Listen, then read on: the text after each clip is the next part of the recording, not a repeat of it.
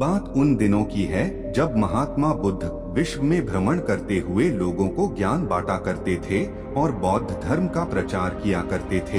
एक बार महात्मा बुद्ध अपने शिष्यों के साथ एक वृक्ष के नीचे ध्यान मुद्रा में बैठे थे।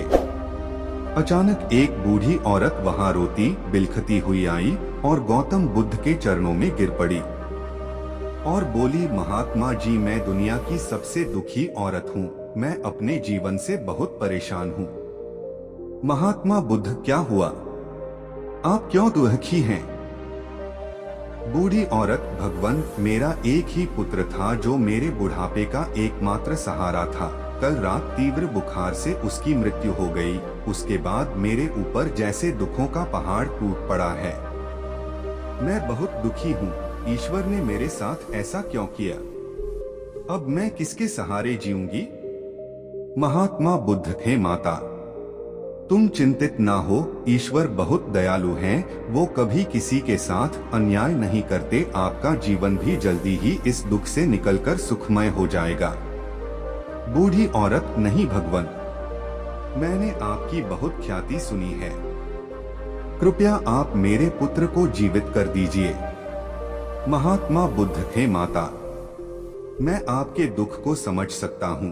पहले आप मुझे किसी ऐसे घर से एक मुट्ठी चावल लाकर दें जिस घर में कभी किसी की मृत्यु ना हुई हो, फिर मैं आपकी समस्या का हल बताऊंगा।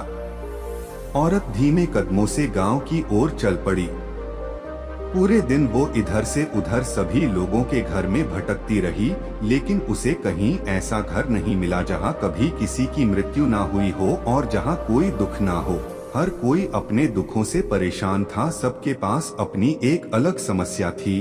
शाम को वह औरत फिर से महात्मा बुद्ध के पास पहुंची।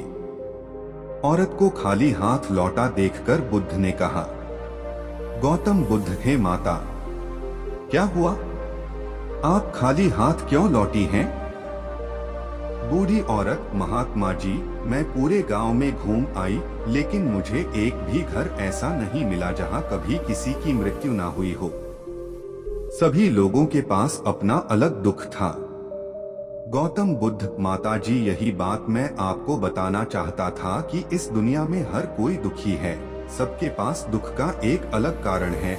आप ये मत सोचिए कि भगवान ने आपके साथ कुछ गलत किया है। जब तक जीवन है सुख दुख चलता ही रहेगा। जैसे दिन के बाद रात जरूर आती है और फिर रात के बाद दिन, ठीक वैसे ही सुख के बाद दुख आएगा और फिर दुख के बाद सुख। सुख और दुख जीवन के महत्वपूर्ण अंग हैं। केवल वही इंसान दुख से बच सकता है जिसे सुख की चाह ना हो।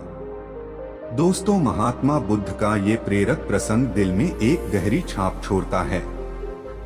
जब भी आप दुखी हो तो ये कभी ना सोचें कि भगवान ने मेरे साथ ऐसा क्यों किया, क्योंकि शायद आप नहीं जानते कि इस दुनिया में आपसे भी ज्यादा दुखी लोग हैं। आपकी समस्याओं से भी बड़ी समस्या लोगों के पास हैं। दुख तो जीवन का एक हिस्सा है, आप उनको छोड़ ही नहीं सकते। तो किसी भी समस्या से डरे नहीं, घबराए नहीं। अंधेरी रात के बाद सूर्योदय जरूर होता है, ये प्रकृति का नियम है। आपके भी दुख एक दिन खत्म हो जाएंगे और फिर से सुखमय मुस्कुराता सूर्योदय होगा। बस हंस कर जिए, मुस्कुरा कर जिए और खुशियाँ बांटते चलें।